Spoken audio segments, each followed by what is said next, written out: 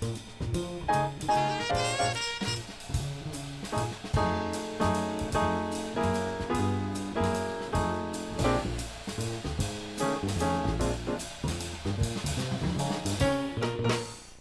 everybody. I'm Ben Mankiewicz. Welcome to another edition of this month's TCM Spotlight.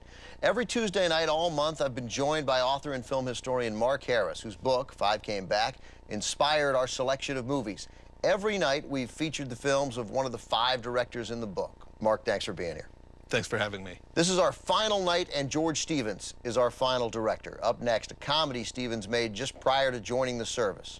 From Columbia in 1943, starring Jean Arthur, Joel McCrea, and Charles Coburn, The More the Merrier.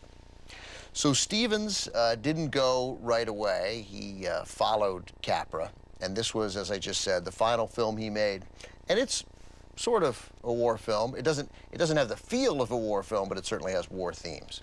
Definitely. You know, in 1942 and 1943, an average of more than 3 films a week with some kind of war content came out. But most of them weren't combat films or battlefield films, and The More the Merrier is a lot more typical of what they were. This is a romantic comedy set in Washington, D.C., but it takes a real wartime news event, which was the housing shortage in the capital that forced a lot of doubling and tripling up, and had a lot of soldiers sharing houses with young women as the basis for comedy. So in a way, it is a war movie. The city was said to have an 8-to-1 women to men ratio, a joke that is made, I don't know, 9 or 10 times in the movie. Yeah. Right. I mean, Stevens knew that there was great comic hay to be made out of this, and he also knew that he was courting trouble in anything that might get too explicit. The production code was still really in full force at the time, and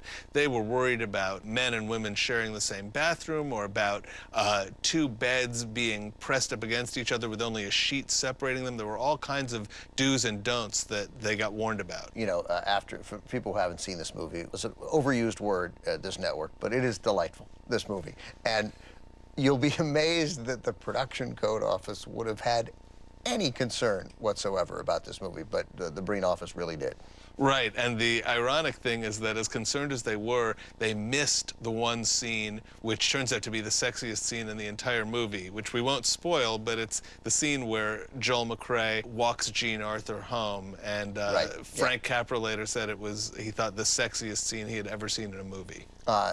Yeah, their chemistry, Jean Arthur and Joel McCrea, is instant. It's terrific. Yeah, this was just beautiful. I mean, Joel McCrea almost walked off the movie after the first day. He was so convinced he was wrong for it. But he stuck it out, and you're right. His chemistry with Jean Arthur is just magical. And what's interesting also is that he walked off in part because of a problem that almost everybody had here, which was that you're making a romantic comedy set around the war, and there was huge concern that they were somehow making light of the war effort. Right. There was great fear with a lot of movies made during wartime that they would trivialize what was happening in the world or in the country, and that was particularly dangerous with comedies. It was a problem right from the release of To Be or Not to Be, when everybody really shuddered because Carole Lombard had died before the movie came out, and suddenly it seemed like very hard to watch her in a comedy. And that fear persisted pretty much all the way through the war. And the war,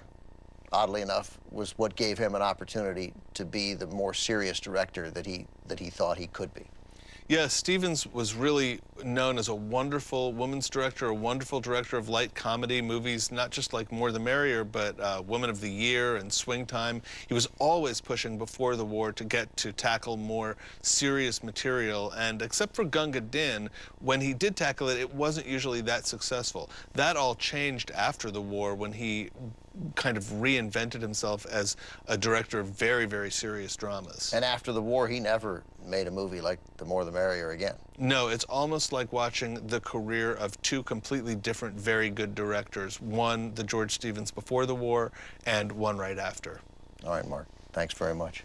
Let's have a look. Nominated for Best Picture, directed by George Stevens, The More the Merrier.